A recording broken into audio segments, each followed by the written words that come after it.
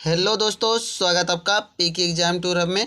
आइए आज का संपादकीय डिक्टेशन 90 WPM के हिसाब से हम लोग देखेंगे।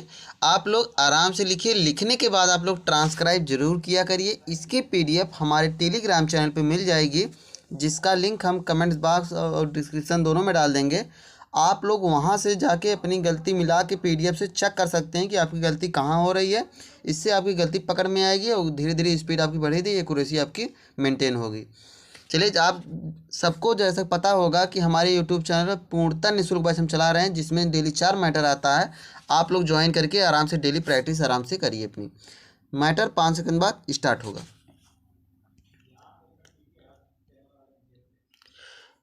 Ready, start.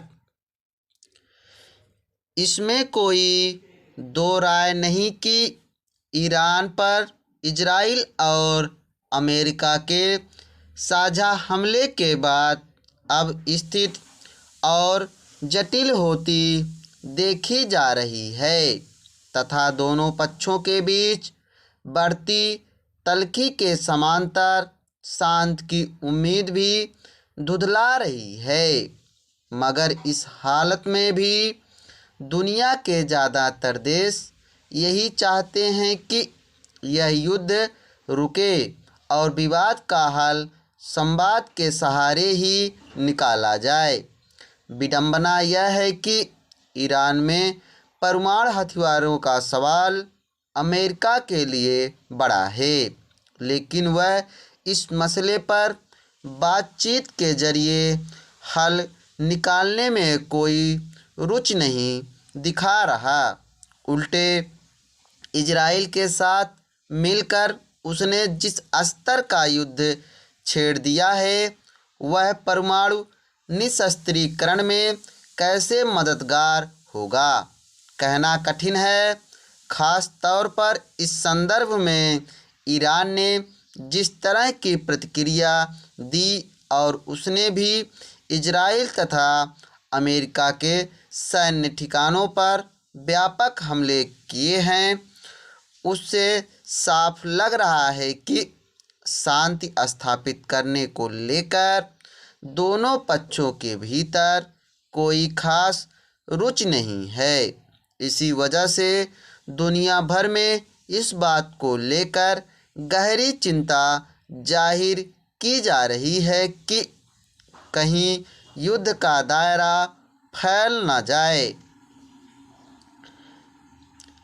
ऐसे में भारत ने जिस तरह सभी पक्षों से संयम बरतने, तनाव को कम करने के लिए संवाद और कूटनीति का रास्ता अपनाने का आग्रह किया है, वह वक्त का तकाजा है।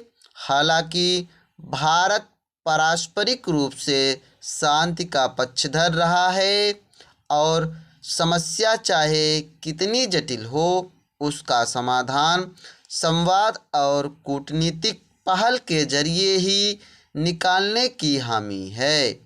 इस क्रम में प्रधानमंत्री नरेंद्र मोदी ने कहा कि पश्चिम एशिया की स्थिति भारत के लिए चिंता का विषय है।